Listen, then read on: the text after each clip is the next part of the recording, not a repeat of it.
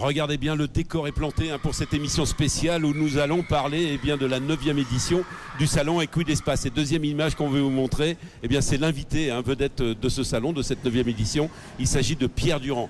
Pierre, franchement, ça nous fait très plaisir de vous voir, d'une part, de vous avoir, d'autant plus que c'est vrai que vous avez été mis en avant grâce au film Japlou. Est-ce que ce film correspond réellement à la réalité ?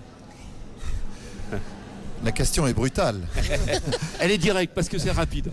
Écoutez, il est quand même très difficile d'être spectateur de sa propre histoire, surtout quand on emprunte plus à la fiction qu'à la réalité. Donc en vérité, c'est un film...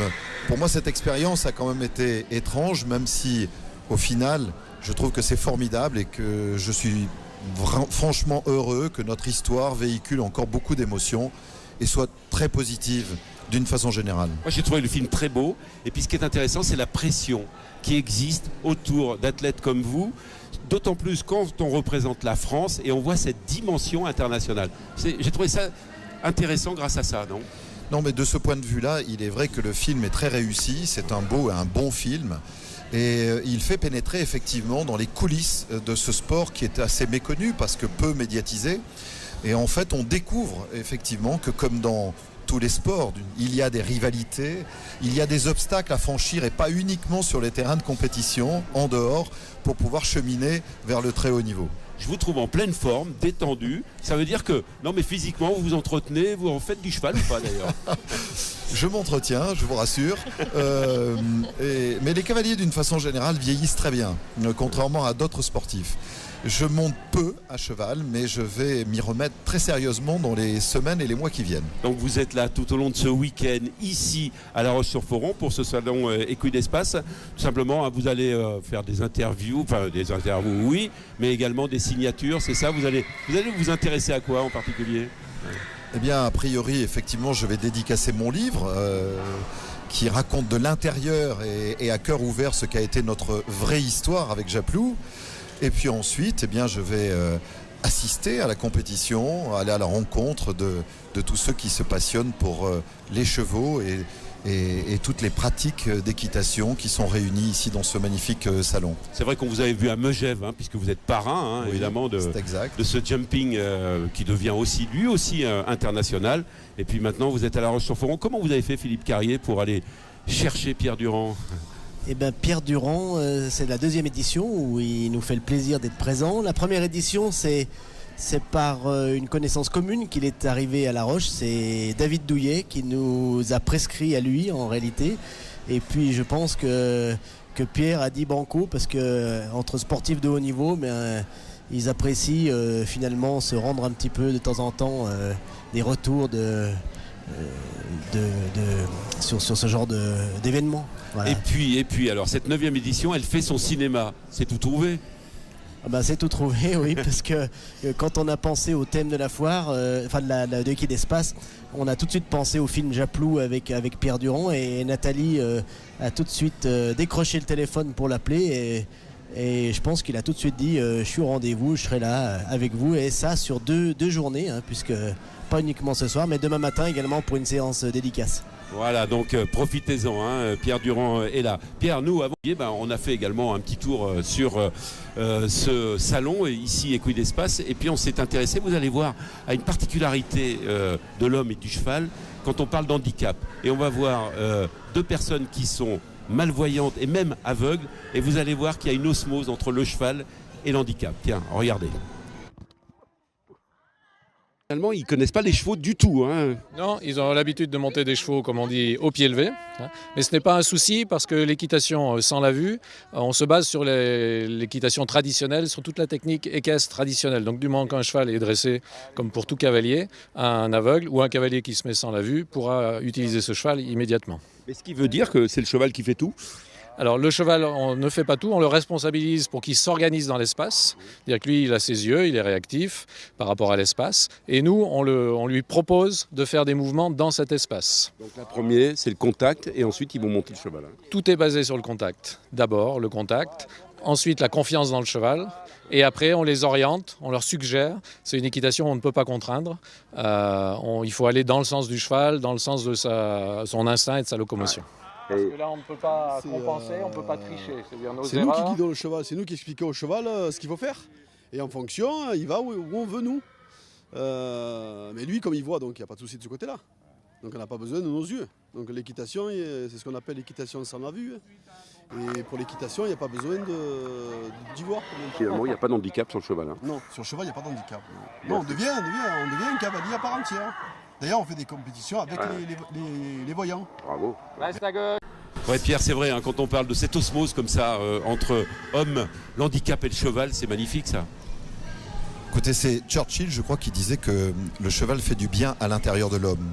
Et c'est vrai que les chevaux sont une sorte de thérapie, on le sait, et en tout cas ont une capacité à être attentifs à tous ceux qui ont des handicaps, et ils font des merveilles avec des enfants, avec des handicapés, qu'ils soient non-voyants ou des psychomoteurs, voire même chez des enfants autistes. Donc ça, vous le conseillez, quoi.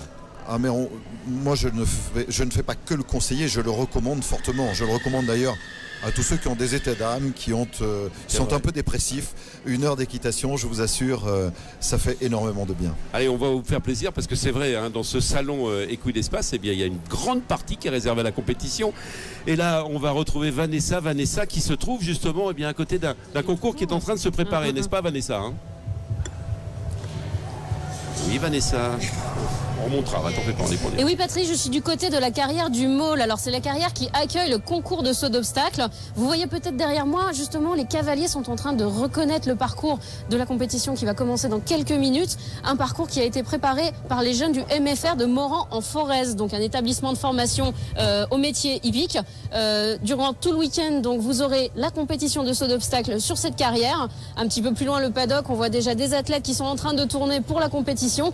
Et puis, pendant tout le week-end, aussi, ce soir et demain soir, vous aurez à partir de 21h un grand spectacle sur le thème du cinéma, de la couleur, de la lumière, des musiques, des bandes originales de cinéma qui seront en musique et avec les chevaux, bien sûr, ça va donner un spectacle du tonnerre.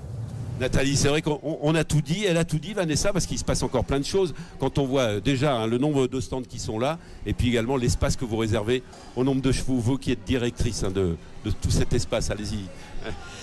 Oui, nous avons effectivement une deuxième carrière qui se trouve juste à côté ici et sur laquelle on aura des démonstrations et des compétitions de western, qui est une autre discipline d'équitation, également des compétitions d'équitation de travail et puis de l'attelage, démonstration de trotteur.